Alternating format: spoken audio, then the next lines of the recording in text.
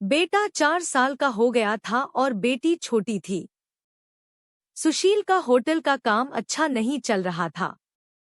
एक दिन सुशील कुछ परेशान था और जब वह घर आया तो देखा बेटे ने उसका लैपटॉप तोड़ दिया था और रीता मोबाइल पर लगी हुई थी। सुशील ने देखा लैपटॉप टूटा हुआ पड़ा है। सुशील चिल्लाकर बोला, रीता यह क्या है? रीता ने देखा और बोल, यह आपके लाडले ने तोड़ा है। सुशील गुस्से में पहले ही था। उसने रीता को गाली देकर बोला, तुम्हारा दिमाग काम नहीं करता, इसमें मेरा सारा डाटा था। तुम पागल हो क्या? जाओ खाना लेकर आओ। रीता गुस्से में बोली, सुशील मैं नौकरानी नहीं हूँ। सारा दिन बच्चों को संभालूं और फिर तुम मुझे गाली दो। सारा दिन इतना काम करूं और कदर इतनी सी है, गाली दे रहे हो। रीता खाना लेकर आई, बैंगन बने हुए थे। सुशील ने बैंगन देख चिल्लाकर बोला, तुम्हारा दिमाग खराब है। तुमको कितनी बार समझाया है मैं बैंगन नहीं खाता। सुशील ने खाना उठाकर फेंक दिया और उठकर बाहर चला गया। इतने में बेटे ने कांच का गिलास तोड़ दिया और उसके हाथ पर लग गया। उसके हाथ से काफी खून बहने लगा था। रीता ने बेटे को 1-2 थप्पड़ लगा दिए और बोलने लगी, बहुत तंग आ गई हूँ मैं तुम बाप बेटे से। बेटे को उठाकर कमरे में ले गई और रोने लगी, साथ ही गुस्से में बोल रही थी, 5 साल हो गई इस इंसान के साथ, मेरी कदर ही नहीं है।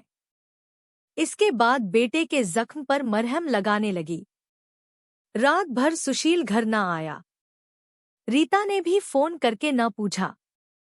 रीता ने अपनी माँ को बताया, सुशील आजकल ना खर्चा दे रहा है, ना अच्छे से बात करता है, गालियां देता है। माँ ने कहा, अच्छा हम उससे बात करते हैं। सुशील को महसूस हुआ कि रीता के साथ उसने अच्छा नहीं किया। उसने सोचा कि घर चलकर रीता से माफी मांग लेता हूँ, लेकिन जब वो घर पहुंचा तो उसने देखा कि घर में रीता के माँ बाप, चाचा सब आकर बैठे हुए थे। सुशील ने रीता की तरफ देखा। रीता खामोश रही। उसने सबको नमस्ते किया, उसके बाद बात शुरू हो गई। माँ चिल्लाकर बोली, क्यों बेटा तुम खर्चा नहीं देते हो रीता को? क्यों गालियां देते हो? सुशील ने गुस्से से कहा, इसको सब कुछ देता हूँ, यह बस तमाशा लगाना चाहती है। रीता भी गुस्सा में थी, वह भी गुस्से में बोली, क्या देते हो? महीने में 10,000 देते हो, जिसका दोनों बच्चों का दूध भी पूरा नहीं होता। एहसान करते हो मुझ पर, तुम्हारे बच्चों का खर्च करती हूँ। वह इतनी बढ़ गई कि सबके सामने सुशील ने रीता को थप्पड़ मार दिया। रीता की माँ को बर्दाश्त ना हुआ, वह अपनी बेटी को साथ ले गई। दोनों बच्चे भी साथ ले गई। सुशील ने भी उन्हें रोका नहीं। रीता नाराज होकर चली गई। रीता को थप्पड़ ज्यादा जोर का लगा था और चेहरे पर निशान बन गया था। माँ भी रोने लगी, न जाने पहले भी कितना जुल्म करता होगा मेरी बेटी पर। सुशील पहले से ही अपने होटल में कमाई न होने की वजह से परेशान था और अब यह परेशानी बन गई। रीता मायके में थी, सुशील यहाँ घर में परेशान था। हालात इतने खराब हो गए कि सुशील को अपना होटल बेचना पड़ा। 2 महीने गुजर गए, दोनों ने एक दूसरे से बात तक न की। दोनों गुरूर में थे। सुशील को लगता था खुद गई है खुद आएगी, और रीता की अकड़ थी कि सुशील मनाने आएगा तो जाऊंगी। ऐसे ही 8 महीने गुजर गए, कोई बातचीत नहीं हुई। सुशील के एक दोस्त ने सुशील से पूछा, कमाने विदेश जाओगे तो बताओ, मेरे पास वीजा है। हालत काफी बुरे थे, इसलिए सुशील विदेश चला गया और नंबर बंद हो गया। 1 साल गुजर गया, दोनों ने एक दूसरे से कोई बात नहीं की। रीता अपने भाई से जरूरत का खर्च लेती थी, लेकिन भाई भी कब तक खर्च देता, उसका खर्चा भी था। कभी रीता के बच्चे कोई नुकसान कर देते या कोई चीज तोड़ देते तो रीता की भाभी हजारों बातें सुनाती थी। रीता चुपचाप सुन लेती थी, क्या करती आखिर, किसी को कुछ बताती भी न थी। दीपावली का दिन था। रीता ने भाई से कहा, पैसे दे दो, बच्चों को शॉपिंग करवानी है। भाभी पास से बोली, बहन इनके लिए हमारे पास फालतू के पैसे नहीं हैं। उस इंसान के साथ नहीं रह सकती तो तलाक लेकर किसी दूसरे से शादी कर लो और जाओ यहाँ से। रीता उस दिन बहुत रोई थी। उसे एहसास होने लगा था उससे कितनी बड़ी गलती हुई है सुशील को छोड़कर। सुशील भी दुबई में बच्चों को याद करके बहुत रोता था।